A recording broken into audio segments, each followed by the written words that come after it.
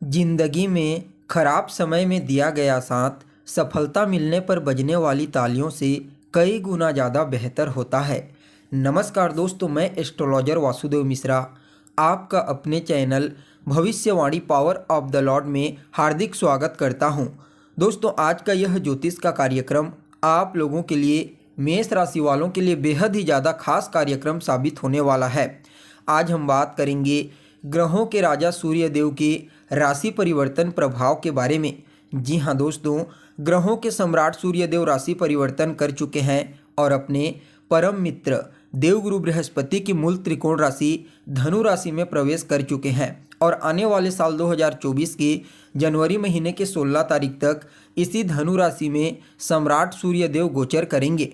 वैसे तो सूर्य देव का जो गोचर होता है वह हर 30 दिन में होता है, यानी कि हर एक महीने में होता है, लेकिन जब भी सूर्य महाराज मेष राशि में, सिंह राशि में या फिर धनु राशि में गोचर करते हैं तो यह गोचर बेहद ही ज़्यादा महत्वपूर्ण हो जाता है, क्योंकि इन तीन राशियों में सूर्य देव काफ़ी ज़्यादा शक्तिशाली और प्रभावशाली बन जाते हैं। इसके पीछे इनका तत्व है जो सूर्य देव के तत्व के समान है, यानी कि सिंह राशि, मेष राशि और धनु राशि अग्नि तत्व की राशि है और सूर्य देव एक अग्नि तत्व के ग्रह हैं, जिसकी वजह से सूर्य देव जब इन तीनों में से किसी एक राशि में गोचर करते हैं तो उस समय अपना संपूर्ण और श्रेष्ठ परिणाम प्रदान करने के लिए बाध्य हो जाते हैं।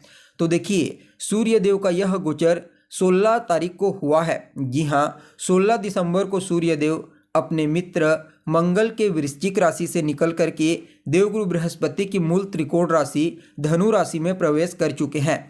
तो ऐसे में दोस्तों जानने का प्रयास करेंगे धनु राशि में गोचर करते हुए सूर्य महाराज किस प्रकार से आपके जीवन को प्रभावित करेंगे, कहाँ कहाँ पर आपको इस समय सफलता की प्राप्ति होगी और किन किन बातों का आपको विशेष रूप से इस समय ध्यान रखना है और इस गोचर काल को बेहतर बनाने के लिए कौन सा उपाय आपको करना चाहिए, हर एक जानकारी विस्तार के साथ आपको बताएंगे। इसलिए अगर आप भी एक मेष राशि के जातक हैं तो आपकी जिम्मेदारी बनती है कार्यक्रम को अंत तक देखिए। और अगर आप अपनी जन्म कुंडली पर हमसे परामर्श लेना चाहते हैं तो वीडियो के डिस्क्रिप्शन बॉक्स में और वीडियो के अंदर आपको नंबर मिल जाएगा, जहां से आप संपर्क करके अपनी जन्म कुंडली का विस्तार के साथ अध्ययन करवा सकते हैं। वैसे तो सूर्यदेव मुख्य रूप से आत्मा के कारक ग्रह होते हैं, लेकिन इसके बावजूद सूर्यदेव हमारे जीवन के और कई क्षेत्रों को प्रभावित करते हैं। जैसे कि सूर्यदेव के बिना आप अपने जीवन में किसी भी प्रकार से सफलता की कल्पना नहीं कर सकते।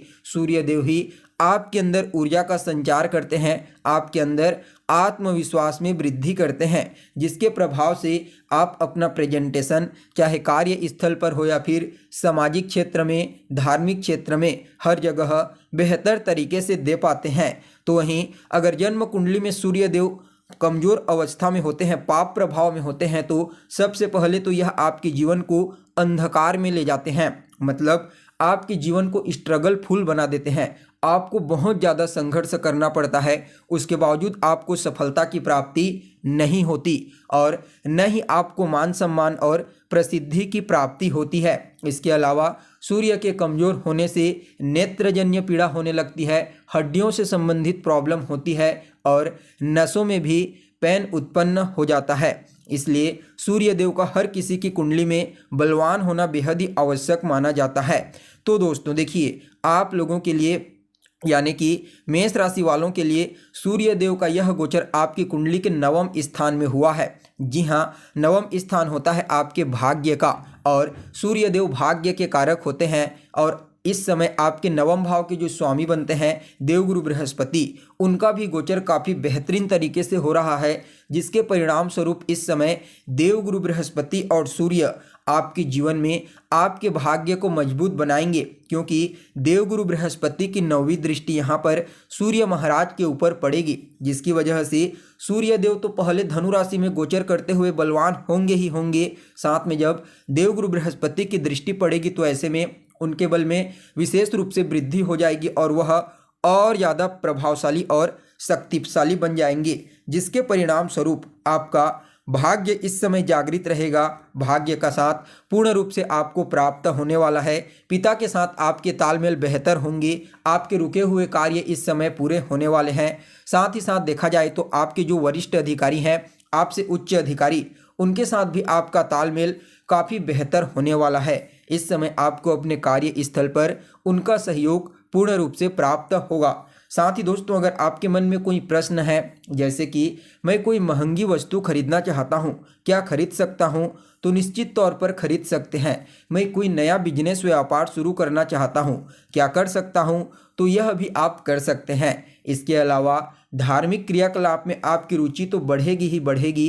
इस समय कुछ बेहतरीन यात्रा के भी योग बन रहे हैं। जी हाँ, आप अपने परिवार वालों के साथ या फिर अपने दोस्तों यारों के साथ किसी धार्मिक स्थल की या फिर किसी हिल स्टेशन की यात्रा करने का प्लान बना सकते हैं। तो वहीं देखा जाए तो इस समयावधि में आपके जीवन में कुछ अच्छे कार्य भी होंगे, जैसे कि दान पुण्य का कार्य आप इस समय कर सकते हैं। लॉटरी, सट्टा, शेयर, इन क्षेत्रों में भी अगर आप पैसा लगाते हैं तो इस समय पैसा लगा करके अच्छा खासा वहां से इनकम जनरेट कर सकते हैं, क्योंकि सूर्यदेव आपके पंचम भाव के भी स्वामी बनते हैं कुंडली के। इसलिए पंचम भाव से संबंधित फल भी आपको सकारात्मक रूप से इस समय प्रदान करेंगे।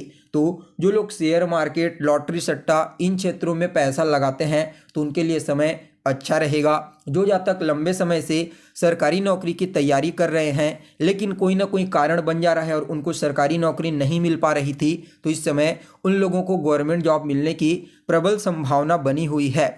इसके साथ ही अगर आप पहले से ही सरकारी नौकरी कर रहे हैं, सरकार के साथ जुड़ करके कार्य कर रहे हैं, तो इस समय या तो आपके इंक्रीमेंट में वृद्धि हो सकती है या फिर आपके पद, प्रतिष्ठा और मान सम्मान में वृद्धि अवश्य ही आपको होती हुई दिखाई देगी।